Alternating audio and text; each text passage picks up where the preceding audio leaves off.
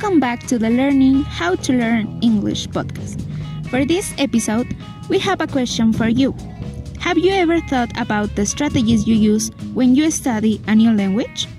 Well, today we are going to talk with some experts that understand about language learning strategies. Those are deliberate thoughts, actions, behaviors, and techniques that learners use to understand, learn, remember, and use a new language more effectively. In simple terms, they are the tools and methods students use to make language learning easier, faster, and more meaningful. Among learning strategies, there are 6 essential strategies that help learners acquire a second language in a more effective, personalized, and individualized way. In this episode, we will discuss why these techniques are used and their effectiveness. Let's start with Nathalia to understand the first strategy. Thank you, Jenifer. It's a pleasure to be in here and share with you guys in this podcast. The first strategy is cognitive. This strategy helps second language learners adapt to the content to enhance their learning, and in addition to learners' ability to process information more deeply, transfer and apply information to new situations, and result in enhanced and better retained learning. This strategy helps learners work directly with the language, and some examples that you can use is summarizing tests, taking notes, repeating vocabulary. And I have a question for you guys. Do you reflect about your learning process, or you just use strategies and hope that these techniques just work by magic? Metacognitions allow students to be more expert-like in their thinking and more effective and efficient in their learning process. These strategies help learners select strategies that best suit their needs for learning concepts, adapt them, and continue using them throughout their studies. In this case, in the process of acquiring a second language, depending on their outcome, help learn, manage, and regulate their learning. Planning how to study, monitoring comprehension, evaluating process. Emotions also affect the way that you learn, but affective is another kind of strategy. Do you want to know about it? That's right, that's another strategy.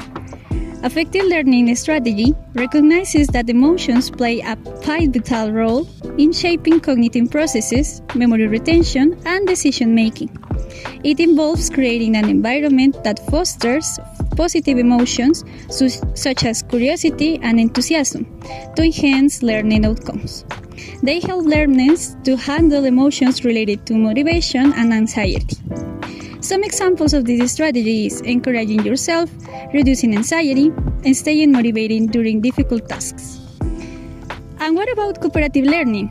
Guys, how do you feel when you learn with more people? Having conversation about a topic that you need to learn? Oh yes! Yes, social strategies are those that help learners to be involved with others while target language is understood as well as the culture. It refers to communicate and it is presented between and among people. For this reason, it is important to apply these strategies.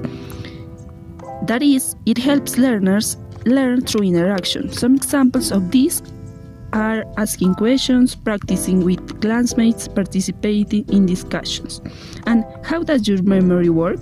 Guys, do you think that you are good at remembering things, or do you forget them easily?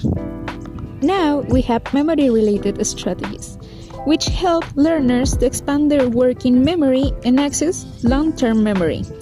These techniques can also enable them to remember some concepts for years or even for life. Memory-related strategies lead to understand and higher order thinking. Also help learners store and remember information. We have some examples that are flashcards, word lists, and also associating words with images.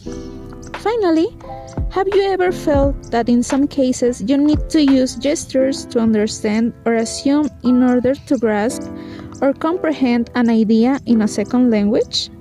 These are compensatory strategies.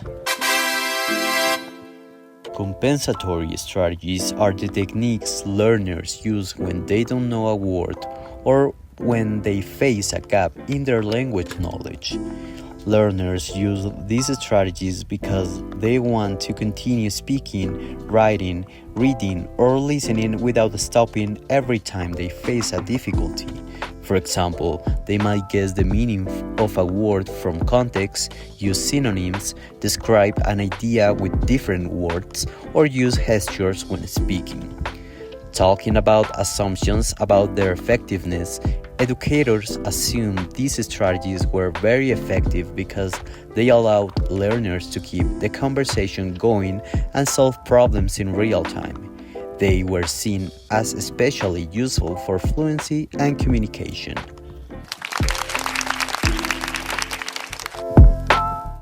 Finally, to wrap up this section, we also need to understand how effective these strategies are for learners. Tell us, Angelita, just how effective are these strategies? Of course, Jen. All strategies are effective when it comes to learning a second language. Metacognitive, cognitive, and affective strategies relate to the process and analysis of theoretical acquisition and learning regulation, while compensatory, social, and memory strategies focus on improving specific skills like speaking, writing, listening, and reading. However, no single strategy category is universally superior.